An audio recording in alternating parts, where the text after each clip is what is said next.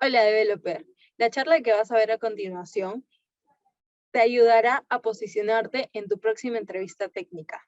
Vas a poder posicionarte en la entrevista Dev to Dev.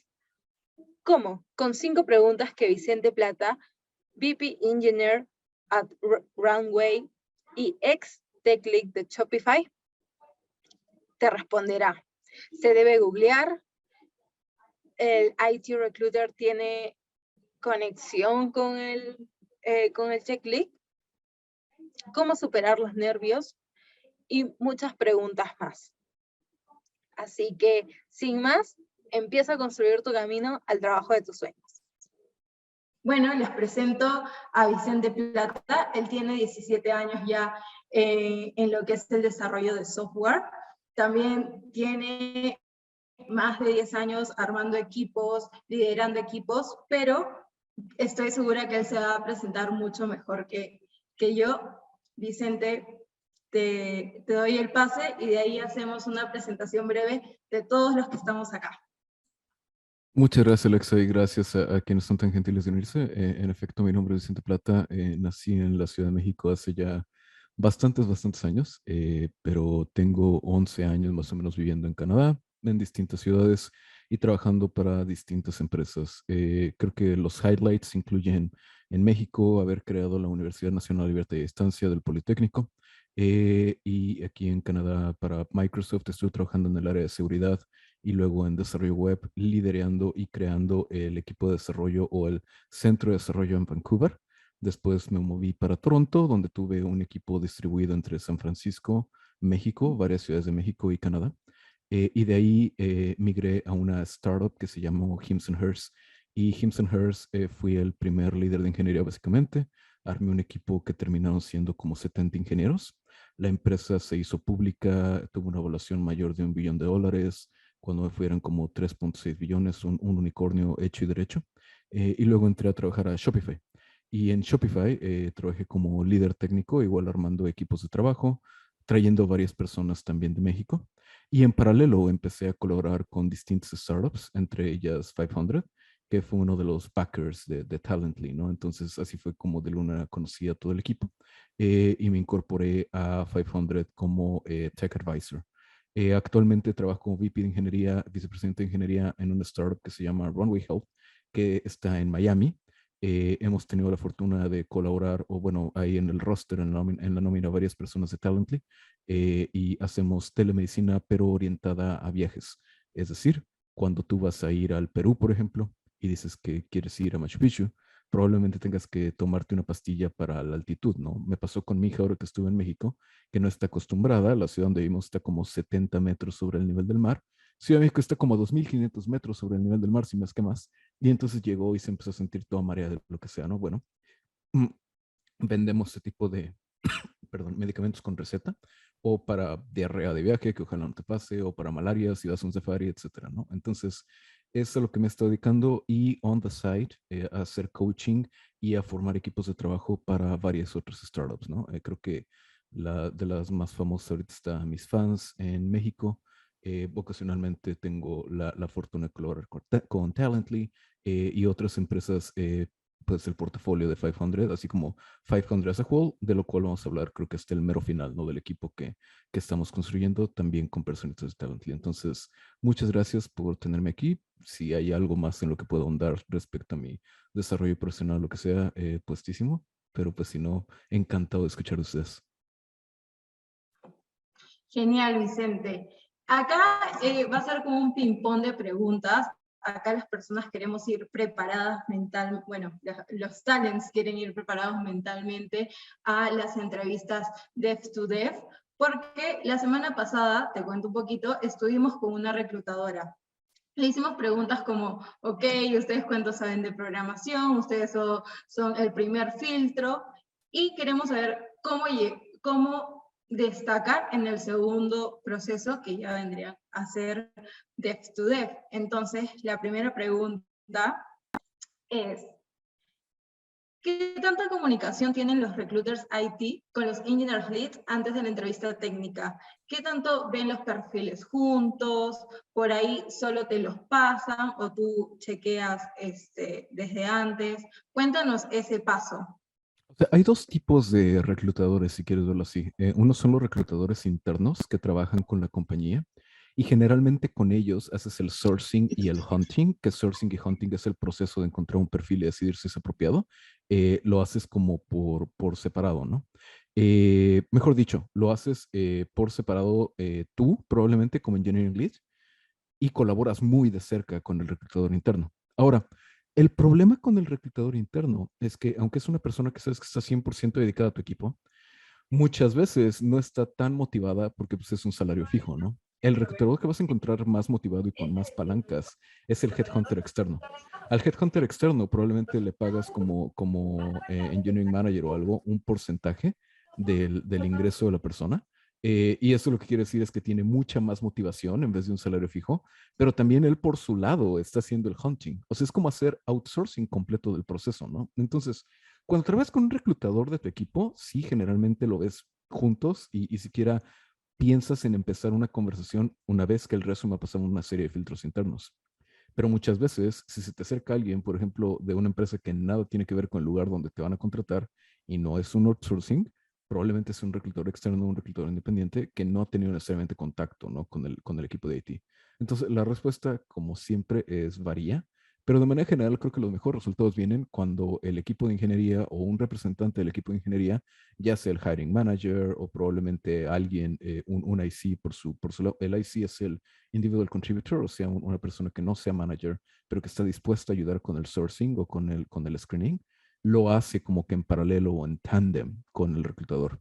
En el caso particular de Shopify, por ejemplo, como pasaba era, los reclutadores tenían un entrenamiento técnico razonable, o sea, no que les pudieras dar una funcionalidad y se pusieran a programarla, pero entendían bastante bien los básicos, ¿no? Y entonces ellos por su lado tomaban la iniciativa de hacer los screenings de una persona, pero ya contactaban a uno como engineering manager cuando se iba a empezar a meter a la persona ya al funnel como más clavado, no más interno. Genial. Y cuando los contactan, tú recibes el CV y das la aprobación para que lleguen a una entrevista Sí, lo que pasa es que contigo. si lo ves así, suele ser, digo, el tiempo del reclutador obviamente tiene valor, pero en términos puramente monetarios, no tiene tanto valor como el tiempo de 3 desarrolladores, ¿no? Que probablemente van a invertir tiempo en hacerte el screening, una entrevista y todo. Entonces, mi responsabilidad como manager es ver que el tiempo que le voy a invertir de mi equipo más o menos valga la pena y más o menos haga sentido, ¿no? El problema generalmente es pasar el primer screening con el reclutador, que probablemente es algo que hablaron con la reclutadora que me comentas que estuvo la semana anterior, porque a veces algunos tienen background, otros no necesariamente, y batean nada más porque no identifican las keywords o lo que sea, ¿no? Pero hay otros reclutadores que sí. Mira, te voy a contar, por ejemplo, cuando yo estaba entrevistando hace como 6 años, que estaba intentando cambiarme de empresa antes de entrar a Hims & Hers, me acuerdo que hubo un reclutador que me empezó a hacer preguntas de REST, como si fueran así pues sí, o sea, como de cuestionario de la escuela, ¿no? Y me acuerdo que al final lo que le molestó es que, o la razón de que me bateara es que no dije que REST o que los servicios REST solían ser idempotentes. La idempotencia básicamente se refiere a que cuando mandas llamar a un servicio, al servicio le es indiferente cuál es el estado de la entidad, ¿no?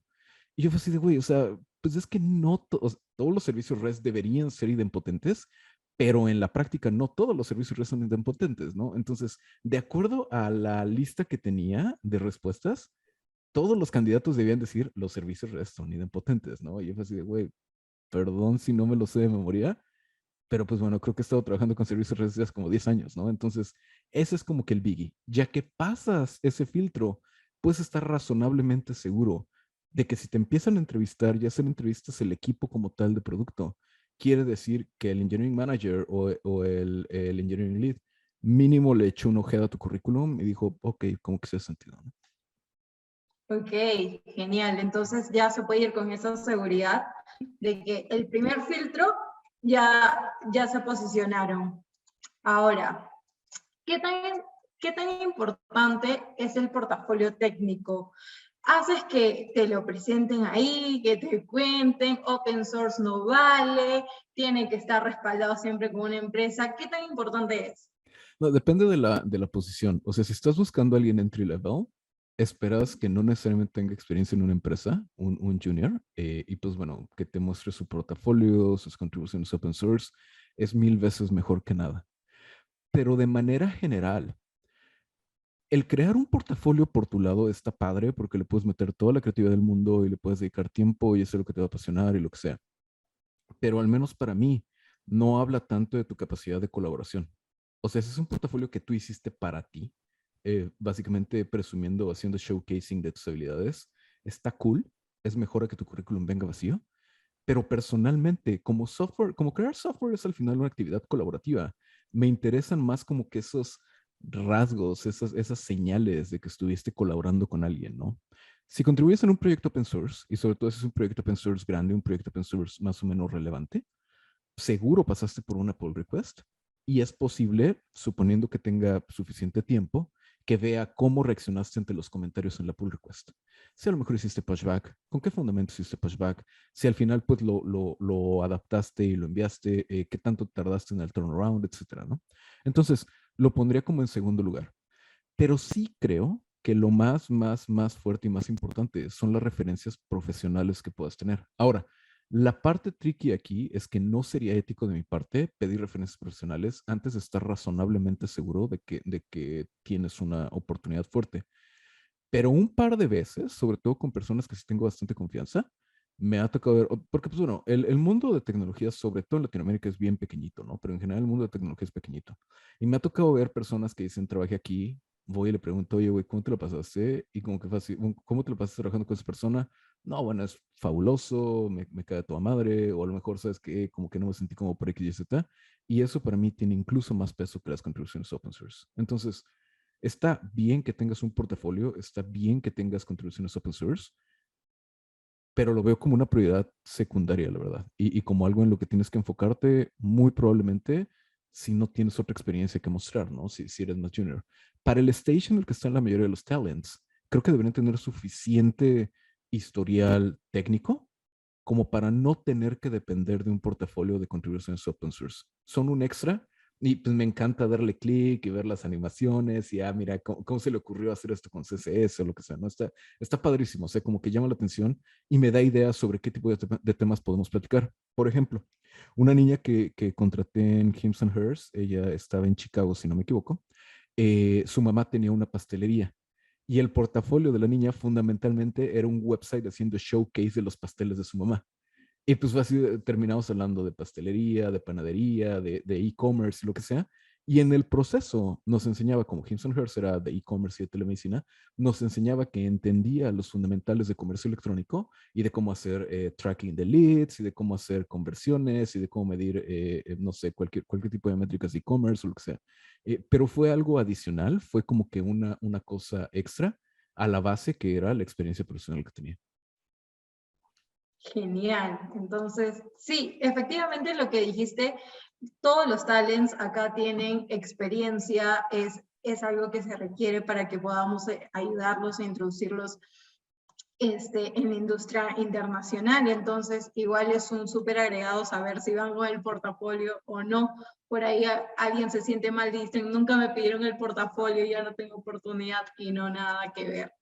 Sí, no, La para nada. tercera pregunta es, ¿cuál es un verdadero no para un tech lead? O sea, ¿en qué momento dices, no, ya se acabó la reunión? O sea, pero yo como tech lead o cuando estoy entrevistando a un tech lead. Tú como tech lead. Mira, a mí en lo personal me triggeré mucho cuando siento que la gente no sabe colaborar. De nuevo, cuando entramos a desarrollar software, y lo digo porque fue algo que me pasó a mí, muchas veces entramos con la idea de que vamos a poder estar enfrascados en el código, tirando líneas, líneas de código, mind you, y como que haciendo las cosas por nuestro lado, ¿no? Pero muy pronto te das cuenta que para crear cosas grandes y cosas que importen, no solo a nivel software, sino a nivel empresas o a nivel startups, tienes que colaborar un montón. Esta actitud de yo lo puedo todo y yo lo sé todo y no necesito nadie que me ayude y no estoy dispuesto a ayudar o a ser ayudado por nadie, es muy prevalente en personas que van empezando. Y de hecho es como que si ves, por ejemplo, plataformas distintas a Talently que están orientadas a personas que van empezando, incluso la manera de ser de algunos de los profesores, de algunos de los líderes, emula esta actitud, no sé cómo decirle, un poquito infumable, ¿no? Cuando noto que alguien tiene este nivel está bien que estés orgulloso de lo que has hecho. Yo me siento súper orgulloso de lo que he logrado y de tener la oportunidad de compartirlo con la gente, ¿no? De abrir vacantes, de lo que sea. Pero de eso a decir, lo sé todo y puedo hacerlo yo solo y todo, hay como que una gran diferencia. Entonces, por muy bueno que sea alguien, cuando da esta vibra de que todo lo puede y lo que sea, no me late. Y esto incluye también a la hora de hacer, a la hora de hacer ejercicios técnicos, ¿no? A la hora de tener una entrevista técnica. Si estamos haciendo un pair programming y todas y cada una de las sugerencias que te doy las bateas sin siquiera intentarlas, más allá de que estés en lo correcto, el hecho de que ni siquiera digas, ok, güey, a ver, voy a implementar esto que me estás sugiriendo y vas a ver después de que lo implemente que no estás en lo correcto. Si dices, no, güey, estás mal porque yo lo sé todo, como que me da una vibra así de qué onda, ¿no?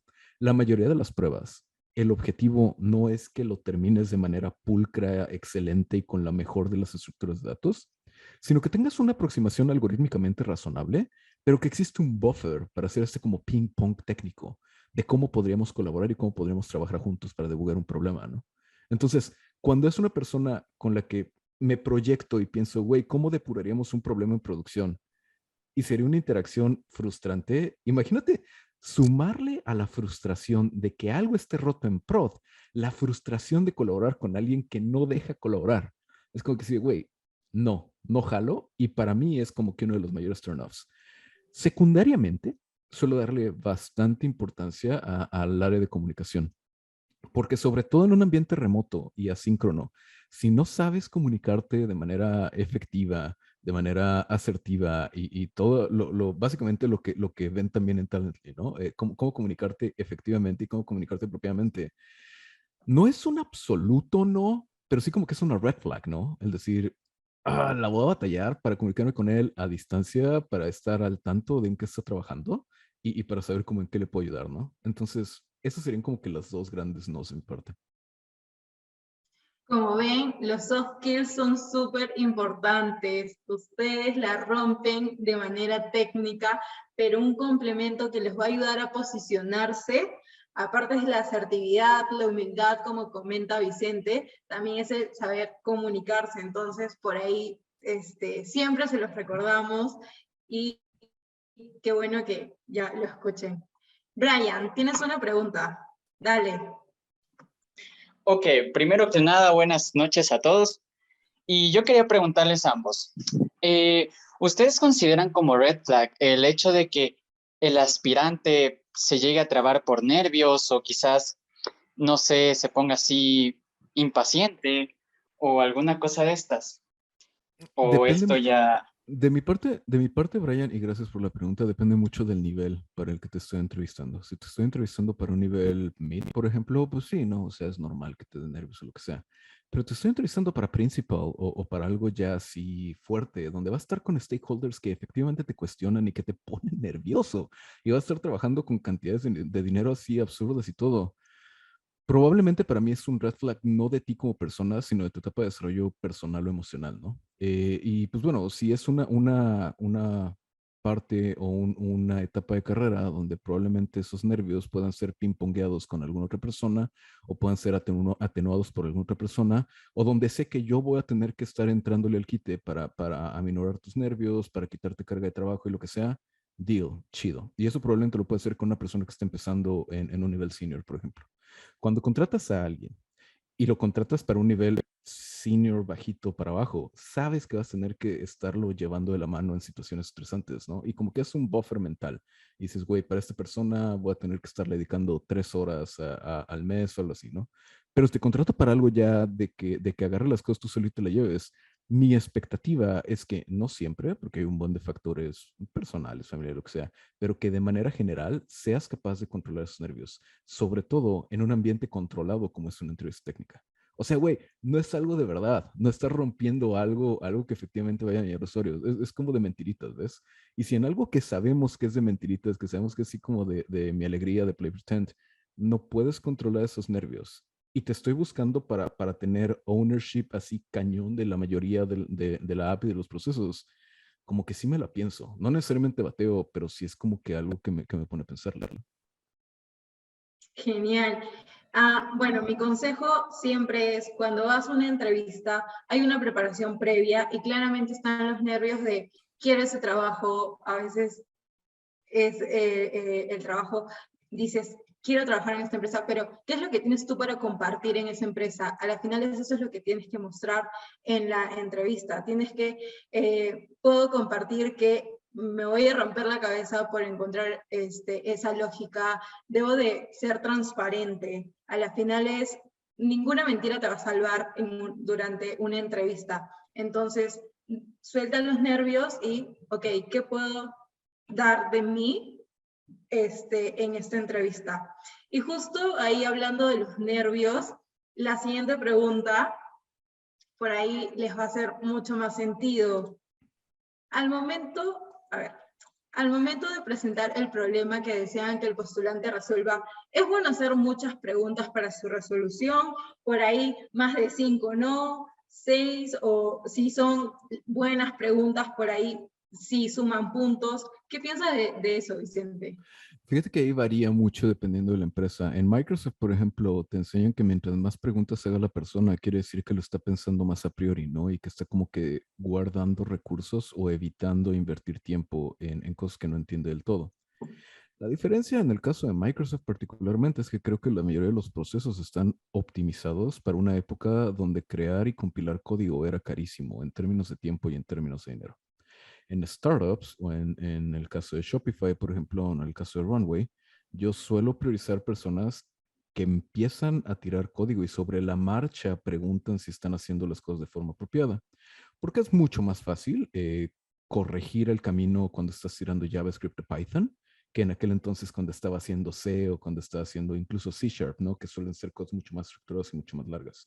Entonces, depende mucho. Es importante que entiendas el problema, ¿no? Que no te avientes hacia algo que no tiene nada que ver. Si estamos haciendo un gato, por ejemplo, que sepas cómo se juega el gato, ¿no? O si estamos haciendo, suelo dejar mucho un problema de una Pokédex, por ejemplo, pues que sepas que es una Pokédex. Si nunca has jugado Pokémon, me avisas, ¿no? Como para intentar dar la vuelta, para ver cómo lo ponemos, ¿no? Pero de manera general depende mucho del lugar. En preguntas que son de estructuras de datos y de algoritmos, es súper importante que hagas preguntas antes, ¿no? En este tipo de ejercicios. En ejercicios que son de, como le digo yo, getting shit done, o sea, que realmente demuestres que sabes tirar código, que sabes crear productos, es súper importante que te avientes y que empieces a hacer algo. El contexto de las empresas es diferente.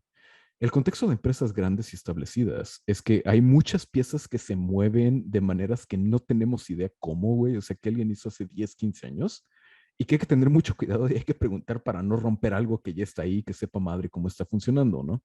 Cuando vemos desde afuera lugares como Google, Microsoft, Facebook, Apple, whatever, creemos que lo tienen todo como una utopía llena de mejores prácticas y con automation, end-to-end y todo. La realidad, habiendo estado ahí adentro varias veces, es un desmadre. O sea, es como que una casa de naipes que le llaman, que se puede caer en cualquier momento. Y entonces hay que preguntar muy bien qué onda con cada naipe antes de romperlo, ¿no? Y también me sucede, por ejemplo, ahorita que tengo un partner externo que es a donde le mando las consultas médicas. Quiero crear un nuevo servicio. Estoy planeando tenerlo para finales de julio más o menos. Y no me queda claro porque no tiene que ver con una medicina. Todo lo que les envío ahorita son solicitudes de medicina. Si van a Runway, van a ver que todo es solicitudes de medicina. Ahorita no es solicitudes de medicina lo que estoy creando. Entonces sí estoy haciendo como que una serie de preguntas para ellos de, oye, ¿qué pasa si no te mando una solicitud de medicina? ¿Qué pasa si no me mandas una receta? ¿Qué pasa si no me pagas por un medicamento? Si no lo que sea, ¿no? Ahí vale la pena. Pero de manera general, lo más importante en una startup y en una startup en el ambiente económico que estamos ahorita, por ejemplo, es decir, vamos a probar qué pasa si muevo el campo de correo electrónico al principio de la consulta. Órale, güey, hazlo. O sea, así de fácil, ¿no? ¿Y qué pasa si, no sé, le agregamos un pop-over en vez de un subtexto a la pregunta, ¿no? Pruébalo, güey, haz growth, haz lo que sea, ¿no? Haz tu A/B test o whatever, ¿no? Entonces, es importante conocer el contexto. De nuevo, recap, en mi experiencia, si la pregunta es claramente algo de algoritmo y de estructuras de datos, haz todas las preguntas que quieras. Si la pregunta del ejercicio es más algo de la vida real, lo más probable es que esperen que te sientes, que empieces a crear cosas y que sobre la marcha vayas como que pidiendo clarificaciones, ¿no? Ok, entonces clarísimo de que sí se puede preguntar, porque nos han pasado que nos dicen, no, es que no quise preguntar, si hubiera preguntado esto quizás hubiera resuelto mejor esto, y es como, pregunta, Claro. pregunta. Es una competencia, o sea, no eres el único que estuvo ahí, así que dale con la pregunta.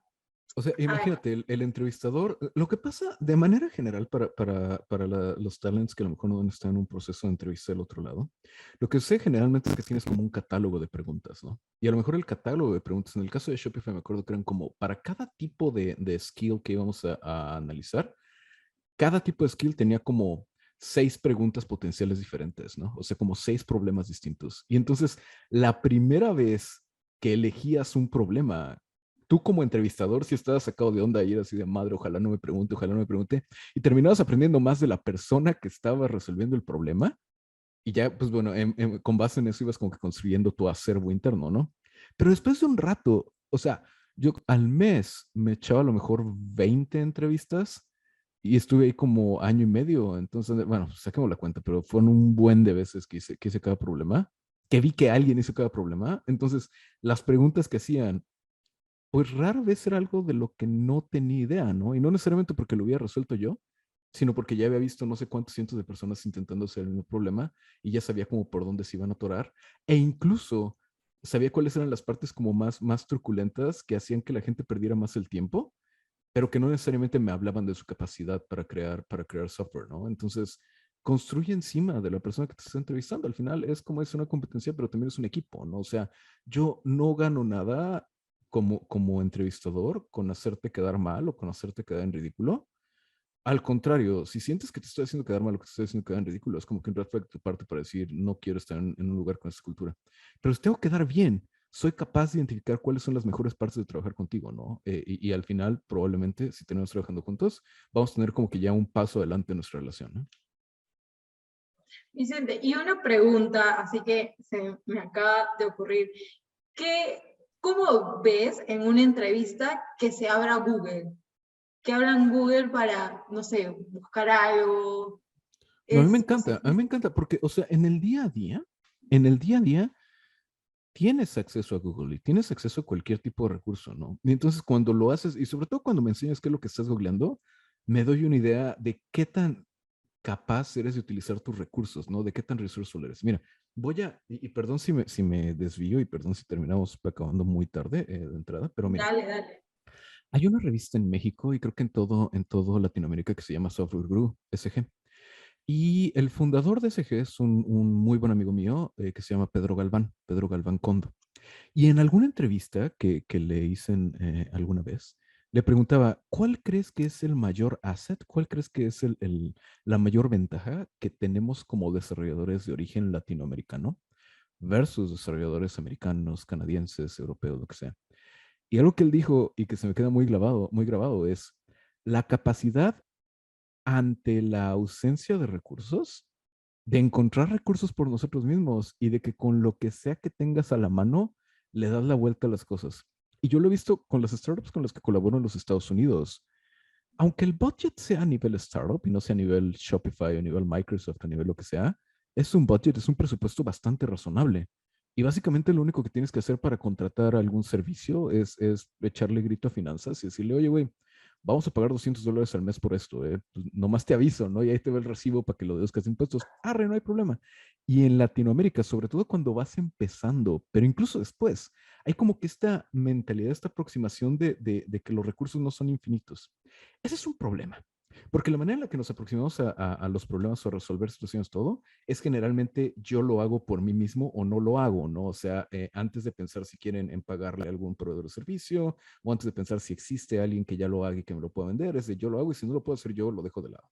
Pero también es una ventaja, porque en este tipo de situaciones sabes cómo googlear cosas, sabes cómo dar la vuelta a las cosas, y es como que un asset cuando las cosas realmente urgen, ¿no? Tienes esta capacidad de resourcefulness, tienes esta capacidad imaginativa que puedes utilizar como fortaleza derivado de tu entorno, y obviamente hay entornos súper privilegiados en Latinoamérica, pero de manera general, derivado del entorno en el que crecemos, que es un entorno de, ¿cuál es el antónimo de abundancia? Un entorno de precariedad hasta cierto sentido, que nos hace ser súper resourceful y que nos hace ser súper buenos buscando respuestas en Google, en Stack Overflow, viendo cómo agarro chan de aquí, acá, y allá, para construir algo de la nada. Entonces, esa ¿Fui yo? parte, perdón.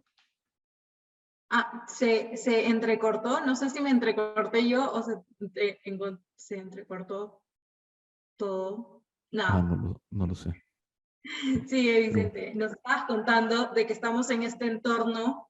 ajá, esa parte es padrísima y verlos, ver a los muchachos, cómo usan Google, cómo usan cualquier recurso a su alcance de manera general y salvo que la entrevista te diga lo contrario, salvo que el ejercicio te diga lo contrario, a mí me encanta. Y sé que es algo que vemos o que veíamos, por ejemplo, mucho en Shopify, y sé que es algo que veíamos mucho en Hims and Hers, y sé que es algo que en la mayoría de los lugares donde he estado, incluso se evalúa tu capacidad para utilizar todos los recursos a tu alcance con tal llegar al fin de la tarea. Perdón, Brian. Dale, entonces sí, googleen, por favor. Aparte es muy obvio que no van a tener todo en la cabeza, así que googleen. Tenía acá una pregunta de Enrique y después pasamos a Brian, que es, ¿cómo son las pruebas técnicas para Data Science o Data Engineer? Tú que has estado colaborando con todas estas startups de Estados Unidos, que estás constantemente colaborando, ¿nos podrías dar ahí? La verdad es que nunca he entrevistado a alguien para Data Science o para Data Engineer. Mi entender, por lo que me han dicho, por lo que me contaba el equipo de Shopify, porque le pasé el dato a una amiga que quería aplicar para Data Science en Shopify, es que generalmente son procesos de ETL, de Extract, Transform and Load, y pues bueno, de cómo presentarías determinados datos o de cómo harías un query determinado y cómo lo presentarías a un ejecutivo, lo que sea, pero tómalo con un grano de sal. La verdad es que nunca he hecho una entrevista para un Data Science. Entonces, genial, igual gracias por el alcance. Brian, ¿cuál es tu pregunta? Mi pregunta era más basada en la parte en la que usted nos comenta que se puede googlear y todo esto. Pero, ¿qué tal si yo, por ejemplo, usted hace rato comentaba sobre los de la Pokédex? ¿Qué tal si yo ya tengo hecho una Pokédex? Tengo hecha una en, no sé, las 3 tecnologías, Angular, React y Vue, ¿no? Sí. ¿Sería válido copiar parte de este código para crear la aplicación en caso de que nos diga crea una Pokédex, A por mí ejemplo? me encantaría que me dijeras que ese fuera el caso, ¿no? O sea, al final todo es una relación de confianza y todo. Si la tienes, me gustaría que me dijeras que ya la tienes hecha, para pues ver qué otro tipo de problema podemos poner o cómo le ponemos más candela a ese problema particular, de tal suerte que pueda ver lo que hasta el momento, ¿no? Como que sí se me hace medio chaca. Me pasó una vez con un muchacho que en una entrevista, estamos haciendo un ahorcado así en Shopify. Y él tenía ya una librería de componentes. Entonces, en vez de ponerse a crear los componentes, que pues casualmente lo que yo le dije es que iba a analizar su capacidad para crear interfaz de usuario, en vez de ponerse a crearlos, utilizaba este sistema de diseño que básicamente era Material UI o algo, ¿no? En las reglas de la entrevista o del ejercicio está claro que uno, iba a evaluar tu capacidad para crear una UI comprensiva y dos, no podías utilizar ni Material UI, ni Ant, ni lo que sea. El hecho de que él hubiera sacado su librería de componentes y nada más copiar y pegar, como que sí me daba un vibe medio raro, ¿no? La verdad, no te lo recomiendo. O sea, al final uno se da cuenta y aunque no se dé cuenta, pues bueno, durante el trabajo probablemente te des cuenta, ¿no? De que algo como que no está bien. ¿Me frisé yo o fue Alexa? Ok, muchas gracias. Ya, ok, entiendo esa parte. Te Ah, escuchamos así. perfecto, Vicente. Ok, creo que Alexa se frició. Déjame. ¿Qué haremos? Es que ya tiene las preguntas. Me dijo que me iba a pasar la presentación, pero déjame ver si la encuentro. Y déjame ver si la encuentro en Telegram. Sí, mira, se está cortando. Ah, qué sad. Bueno, ya le dije. Yo no soy buena para esas pruebas en vivo y aparte te midan el tiempo, me bloqueo. ¿Qué nos puedes sugerir a los aspirantes que tenemos estos problemas? Pregunta Alejandra. Busca, si puedes, lugares donde las pruebas no se hagan en vivo. La vacante que vamos a compartir al final, por ejemplo, no es con una prueba en vivo. Hablamos de cosas muy básicas en vivo, pero fundamentalmente te dejamos algo para que tú lo entregues dentro de 3, 4 días, ¿no? Entonces, pues al final, no todos somos monedita de oro también. Digo, si el proceso de entrevista es algo en lo que no te sientes cómoda o conlleva partes con las que no te sientes a gusto, pues hay que decir paz, ¿no? O sea, thank you next, como dice Ari, y pues bueno, a lo que venga, ¿no? Obviamente hay bastantes, ya a nivel más personal, creo que hay, si te interesa, cursos o terapias que puedes tomar para controlar un poquito mejor tu ansiedad de performance, ¿no? Se llama performance anxiety, es ansiedad de, ay, no me acuerdo el nombre en español. E incluso hay medicamentos, pero no le digas a tu doctor que te dije, que te permiten como que calmarte durante, o parches, ¿no? Que te permiten calmarte durante determinada cantidad de tiempo. Pero sí siento que lo ideal, si no es algo que puedas controlar o que quieras controlar, es buscar lugares, y hay muchos, donde puedes tomar un take-home assignment y entregarlo ya después, ¿no? Alexa está de vuelta. Sí, regresé, gracias por continuar la charla. Entonces, creo que nos ha quedado claro. Sí, acá Vicente en el chat están, gracias, gracias, todo bien, qué gran información. Gracias. Estoy segura que van a llegar con más. Tenemos una pregunta más. Si tuvieras que darnos un tip para la siguiente entrevista, ¿cuál sería? Disfrútalo. Además de los medicamentos y la Pues sí, ¿verdad? ansiedad. Sí, no, yo nunca dije eso. Yo sí, not medical advice. Disfrútalo. Las entrevistas más padres que he tenido, literal, el candidato ha estado cantando cuando tira código, o hemos estado haciendo bromas, o hablando de familias, o lo que sea. O sea, es una oportunidad no solo para obtener, obviamente, un trabajo divertido, bien pagado, lo que sea, pero también para conocer gente que eventualmente te puede llevar a tener este empleo de tus sueños, ¿no? ¿Cómo, cómo, cómo conocí el lugar donde estoy trabajando ahorita? Bueno, 500 lo conocí porque hace muchos años, hace como 20 años, si no es que más, encontré un foro en línea donde gente platicaba de literatura, de filosofía, de todo. Y casualmente el creador de ese foro es el fundador de lo que eventualmente se convirtió en 500 Latinoamérica. No tuvo nada que ver con la prueba técnica. Y en el caso de Runway, conocí al fundador porque yo había trabajado en una compañía de telemedicina que se hizo unicornio en Hims and Hers, y también en varias compañías de viajes y en varios productos de viajes de Microsoft. Y entonces empezamos a colaborar, así de que él me hacía preguntas, yo le decía, o me decía, oye, ¿cómo es este candidato para empezar a trabajar con él o esta empresa? Y así platicábamos, cotorreábamos todo tranquilo. Y eventualmente él me dijo, güey, trépate a bordo. Cuando le dije, estoy pensando en dejar Shopify, me dijo, trépate sin problema, y ya con todas las, pues la verdad, un trabajo muy padre, ¿no? En todos ellos, creo, la constante fue disfrutar lo que estás haciendo, disfrutar el momento en el que te encuentras.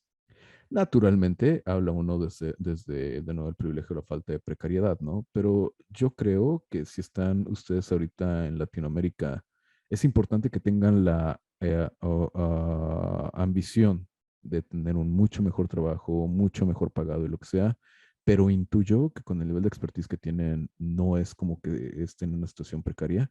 Disfruten el camino, disfruten el aprender, el conocer gente, el hacer conexiones, el hacer networking, el flexionar estos músculos en vez de ponerse nerviosos. Incluso a la mitad del downturn en el que nos encontramos, hay un buen de vacantes. O sea, si checan la cantidad de gente que tristemente ha sido despedida de empresas ahorita, 9 de cada 10, si no es que más, no tienen nada que ver con desarrollo. Seguimos estando en una posición bastante afortunada, bastante privilegiada, donde hay muchas vacantes, donde sí hay gente que le toca cuello, pero es lo menos, lo que sea. Hay que disfrutarlo, yo creo. Y si eventualmente la burbuja va a tener, no, no lo sé, es como que más allá del scope de nuestra plática, pero ahorita al menos sigue estando bien curado, sigue siendo tiempo de bonanza. Disfrútenlo, no ponerse nerviosos. aprender del error. No es como que la cagas en una entrevista con Microsoft, por ejemplo, y no sé, le pase el dato a Google de esta persona no supo resolver no supo invertir un árbol binario, ni mucho menos. O sea, no es como que nos estemos pasando el dato de, yo la vez que entrevisté a Brian o Enrique, no me gustó cómo contestó, lo que sea. No, güey, o sea, al contrario, disfrútalo, pásalo bonito, aprende y pues bueno, en la medida que puedas controlar tus nervios o controlar tu presión o lo que sea, mejor todavía. Ahora, la contraparte o la otra cara de la moneda es optimiza para opcionalidad. Conozco mucha gente, mi pareja, por ejemplo, la mamá de mis hijas, acaba de terminar su bootcamp.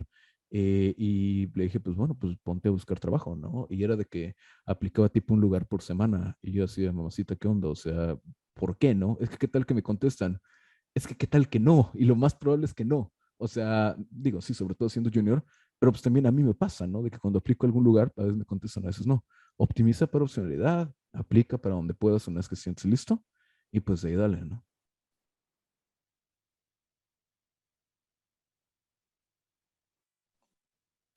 Genial, entonces básicamente, a ver, acá hay una pregunta. Fíjate que van ligadas, ¿eh? Tengo nula experiencia en pruebas de algoritmos. ¿Qué me recomendarías para prepararme? La tengo ahí atrás y no se ve porque lo tengo blurry. Porque justo acabo de regresar, estuve 2 meses en México.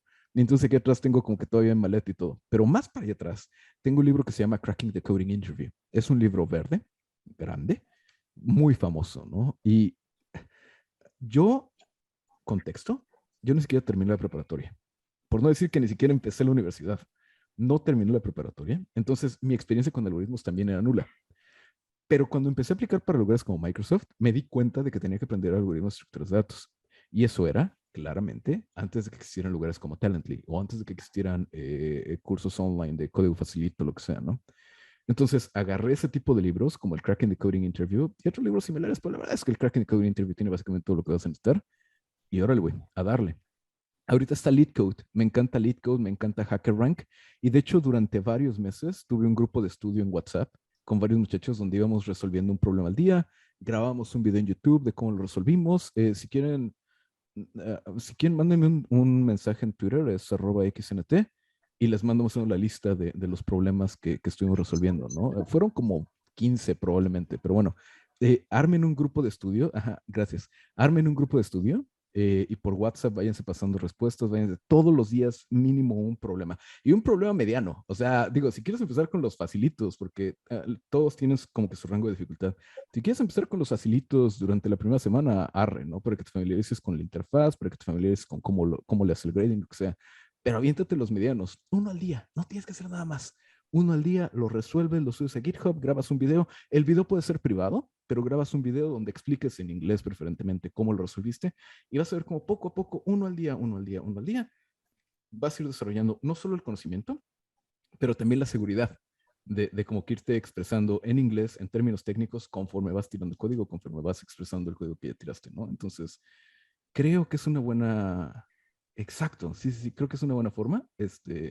Si quieren que les mande, de nuevo, son pocos y creo que eran en español aparte, pero bueno, si quieren que les mande los videos que tengo ahí como en privado, encantado.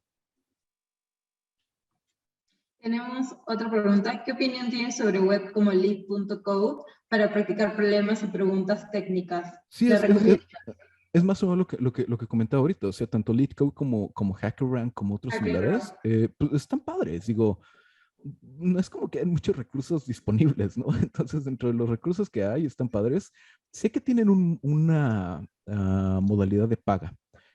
Yo generalmente no suelo tocarme la billetera para pagar por este tipo de servicios. Me gusta apoyar al ecosistema tecnológico en general. Entonces, si hay algo así, pues encantado que pago por él, pero en el caso particular de LeetCode, ni siquiera necesité pagar. O sea, el plan que tienen, el plan gratuito, era más que suficiente para practicar un problema al día y para compartirlo con los demás, ¿no? Genial. Hay una comunidad en el Slack de Talently para hablar sobre HackerRank y por ahí metanlo en LeetCode. Y ahora, todo lo que hemos estado conversando, de nada sirve si se queda solo acá. o sea, realmente. Así que vamos. Primero, algo que me olvidé, y estamos en vivo, así que suele suceder. Yo quería conocerlos, Vicente también quería conocerlos, entonces vamos a pasar uno a uno para que nos digan cuál es su stack y cuál es su perfil. Entonces, y de qué país bien, se conectan. Así que empezamos. Enrique, empieza tú, por favor.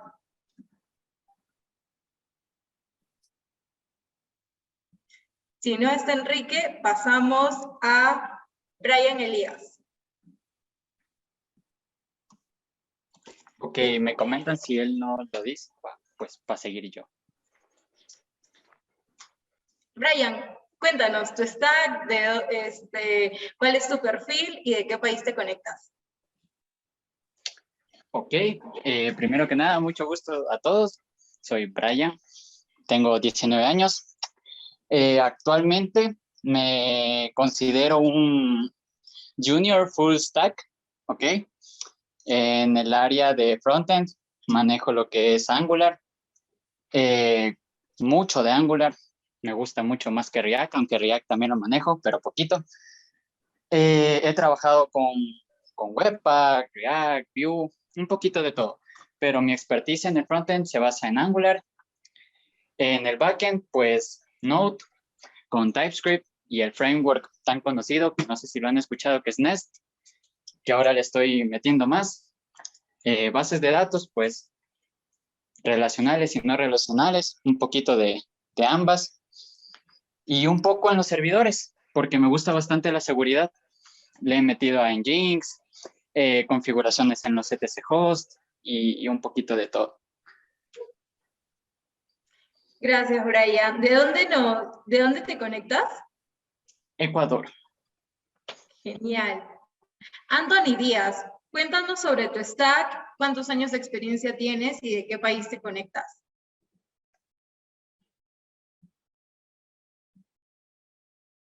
También pueden levantar la mano para saber. Ok, pasamos a Alejandra Montalbán. Buenas, ¿cómo están? Mucho gusto. Bueno, primero que nada, agradecerle la información que nos brindó, muy buena. Muchas gracias, estuvo muy interesante la charla. Y bueno, mi stack, bueno, yo soy de acá de Ecuador igualmente. Mi stack, yo soy backend developer con 9 años de experiencia, desarrollado en lo que es PHP, pero yo estos últimos años me he estado acercando bastante o trabajando con Node.js. Entonces, mi experiencia es más backend, frontend, no sé, no soy no me gusta mucho. Y en tema de base de datos, he tenido la oportunidad de trabajar tanto con base de datos estructurales y no SQL. Tema de servidores y tema de Docker también le manejo y un poco de datos que he hecho. Eso es mi stack. Genial, Alejandra. Por ahí, Sergio, ¿quieres continuar la conversación? Igual ya estamos por acabar, pero no quería que no nos conozcamos. Buenas, soy Sergio Valente, soy backend principalmente, llevo unos 5 años trabajando más o menos, los últimos 3, 4 haciendo Elixir y Phoenix y bases de datos relacionales y Docker y como lo estándar que usan los chavos. Y eso, actualmente estoy en una PropTech, entonces ahí andamos en el sector inmobiliario. Genial, Sergio. Vamos con 2 perfiles más. Guido, ¿te gustaría compartirnos sobre tu stack? Sí, claro que sí. Bueno, soy Hernani, soy de La Paz, Bolivia. Soy mobile developer. Empecé con Android nativo cuando estaba más de moda Java que Kotlin, hace bastantes años ya. Entonces, ya tenía un poco de formación en Java por la universidad, entonces ya, y siempre me interesó el lado mobile, por eso le metí ahí. Pero en lo que me terminé especializando y a lo que me digo actualmente y los últimos 3 años fue a Flutter. y es lo que hago todo el tiempo, aplicaciones híbridas, y pues ese sería más que todo mi stack. Eh, en cuanto a backends, llegué a manejar justamente porque me metí un poco a Java, llegué a manejar Spring Boot en realidad. Y bueno, PHP lo llegué a odiar bastante, pero llegué a utilizar Laravel para algunos proyectos también. Genial. Sonia, ¿podemos terminar contigo? Por ahí, Sonia. Ok, Yomar, cuéntanos sobre ti, para no extender más esta reunión. Claro, ¿qué tal? ¿Qué tal? Buenas noches con todos. Buenas noches, Vicente, Alexa y a todos. Muchísimas gracias por esta oportunidad también de estar aquí presente. Soy Omar, de hecho soy estudiante de Ingeniería Electrónica en Perú. Ya me encuentro en últimos semestres de la universidad. Vengo pues, desarrollando Python desde hace más o menos 2 años, casi 2 años aproximadamente ya. Actualmente estoy haciendo mis prácticas, un intern en el sector banca, con Java y con Spring Boot. Mi perfil es como que de backend, sí. Genial, Yomar. Y bueno, ya no tenemos tiempo para la práctica, pero vamos a tener una segunda sesión con sus mentores para que puedan poner en práctica todo lo que nos ha comentado Vicente. Y les vamos a compartir la vacante que trajo Vicente acá para difundir. Pueden postular directamente desde el QR y es Senior TypeScript Developer. Vicente, ¿quisieras contarnos algo sobre la vacante? Me encantaría. Mira, chécate. 500 lo que hace es básicamente una aceleradora y fondea startups, como ha fondeado en parte a Talently, ha fondeado a Platzi, ha fondeado varias startups importantes en la región y en el mundo incluso, ¿no? ¿Cómo funciona? Básicamente, la gente de 500 habla con banda que está forradísima en dinero y le dice, oye, si tú me das parte de tu dinero, yo lo invierto en startups, les ayudo y pues bueno, parte del retorno te va a ir a ti, va a multiplicar el dinero que me diste, ¿no? Y está chido porque pues aparte ayuda en el caso de la región a levantar personas directa o indirectamente, ¿no? Como en este caso, a formar talents, que pues bueno, son vehículos de riqueza, de wealth hacia sus comunidades, ¿no? Entonces está de pelos. Parte de eso implica realmente ayudar a las compañías y realmente ayudar a las compañías es mediante varios vehículos. Perks, por ejemplo, descuentos en, vamos a decir, AWS, en Ocean o lo que sea, sesiones de mentoría con personas pues mucho más inteligentes que yo probablemente en temas de finanzas, en temas de, o en el caso pues conmigo, en temas de tecnología, de creación de equipos de trabajo, todo. Bueno, todo esto a nivel global, como lo habíamos venido haciendo, es algunos lugares con Airtable, algunos lugares con Notion, algunos lugares con Excel, súper a mano. Entonces, lo que estamos haciendo, y llevamos razonablemente avanzados en ello, es automatizar todos estos procesos. O sea, toda la onda de qué startups tenemos en el portafolio, qué tipo de servicios están usando. Dada su stage actual, si están levantando dinero, por ejemplo, no se vieron de Talently, que fueron 3 millones, creo. Si vemos que Talently Sí. está levantando dinero, le hacemos intro, por ejemplo, a inversionistas para que levanten más dinero todavía, ¿no? Esta onda de aprender de las startups, de los fundadores, de en qué situación se encuentran y con quiénes los podemos conectar o qué tipo de perks les podemos ofrecer, es lo que estamos creando, ¿no? Es un sistema hecho con Next, en TypeScript, en Postgres. Hay partecitas que hicimos en Mongo, pero pues ya la estamos moviendo todas a Postgres. Se conecta con algunas de los datos, de las fuentes de datos que tenemos. Algunos están en Salesforce, algunos están en Airtable, algunos están en Notion. Todas esas APIs está bien padre porque vamos como que pompeando, inyectando al sistema central y se refleja, ¿no? En cosas que pueden utilizar los founders. Ahorita aproximadamente 60 startups de las varias cientos, si no es que miles del portafolio, están utilizándolo ya en caliente y están dándonos retroalimentación. Parte del equipo de desarrollo es Talents, que, pues bueno, han estado aquí con ustedes anteriormente, bueno, no sé, pero probablemente, y pues bueno, otra parte, yo suelo involucrarme en code reviews, en meetings así de orden arquitectónico y en algo de entrevistas y de vacantes, ¿no? Entonces, está padrísimo. El rango suele ser de salario entre 6,500 y 8,5 o 9 al mes. Y pues bueno, es súper chill, PTOs ilimitados, dependiendo de dónde se encuentren, puede que sea en nómina, si hay una entidad de 500 en sus países, si no, mediante deal o mediante algún servicio similar. Y pues bueno, me ha encantado. Llevamos trabajando en este proyecto como, ¿qué será? Como 6 meses probablemente. Y pues bueno, que esté viendo la luz y que todo el mundo esté tan hypeado. De nuevo, es a nivel global. Empezamos beta testeándolo en Latinoamérica, pero literal se nos acaban de unir 2 personas de los Estados Unidos como para ver cómo lo vamos a llevar al resto de los chapters alrededor del mundo. Y eso se va a transformar en que van a tener que practicar mucho su inglés, en que muchas cosas que varían entre distintas geografías, esa sensibilidad geopolítica que a veces es complicada en Latinoamérica porque es más o menos hegemónico, ¿no? Todo, la mayoría de nosotros son mestizos, lo que sea, pues bueno, como que de Latinoamérica y lo que sea, pero pues bueno, esa capacidad de interactuar con gente de distintas culturas y distintos lo que sea, está padrísimo. Y pues bueno, no sé, bueno, se me encanta estar trabajando ahí. Tenemos mínimo una posición de Senior TypeScript Developer, probablemente 2, pero pues bueno, mínimo una, entonces bienvenidísimos a aplicar. Genial. Brian, ¿tenías una pregunta? Sí, mi pregunta era relacionada al inglés de la vacante. Completamente. O sea, antes no, pero ahorita, como te digo, ya se unieron 2 personas de los Estados Unidos, una diseñadora y un que es como project manager, como, no sé, manager en general.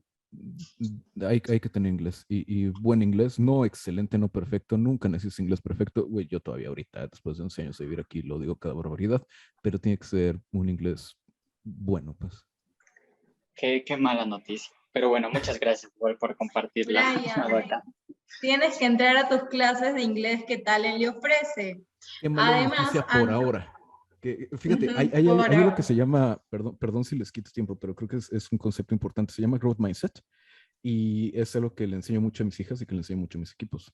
Cuando mi hija me dice, papá, es que no puedo pasar este nivel de Super Mario, siempre le agregamos el por ahora o el todavía, ¿no? O sea, porque lo que decimos es, mi mentalidad de crecimiento me indica que no es que tenga yo un bloqueo de manera personal con algo, sino que tengo un bloqueo de manera temporal con algo, que yo en este momento en el tiempo no soy capaz de hacer algo, pero en el futuro muy probablemente lo sea, ¿no? Entonces, qué mala noticia por ahora, pero estoy seguro, Brian, que si le echas ganas y si entras a las clases de Inglés Talently, eventualmente va a ser factible. Y la mayoría de las ofertas, digo, habrá una que otra que no, pero la mayoría de las ofertas lo requieren. Ah, ¿dónde era? Creo que era en Nubank, que la mayoría de la documentación estaba en portugués o en español. Y de que se fueron públicos, de que fueron a la bolsa, que fue en diciembre, creo, todo lo están pasando en inglés. Entonces, aunque sientas que no es necesario porque estás trabajando en un lugar en Latinoamérica, muchos lugares en Latinoamérica, conforme explotan, conforme crecen, terminan adoptando inglés. Entonces, conviene. Alejandra, tienes ahí tu pregunta y Vicente, discúlpanos por los 3 minutos más, pero seguro que es súper valiosas tus respuestas para el equipo. Ale. Muchísimas gracias, muchísimas gracias.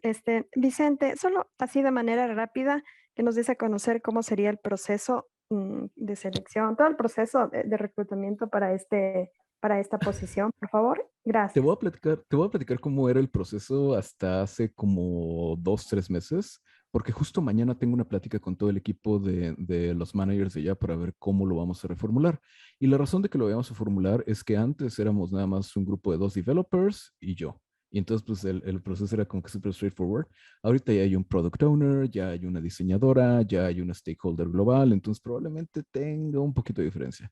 Pero de manera general es una llamada con Santiago, que es como el general manager de 500 Latinoamérica. Santiago Zavala es Defect, no se ilusiona en Twitter, muy, muy, muy buena onda, muy conocido, super compa. Una llamada más como a nivel cultural con él.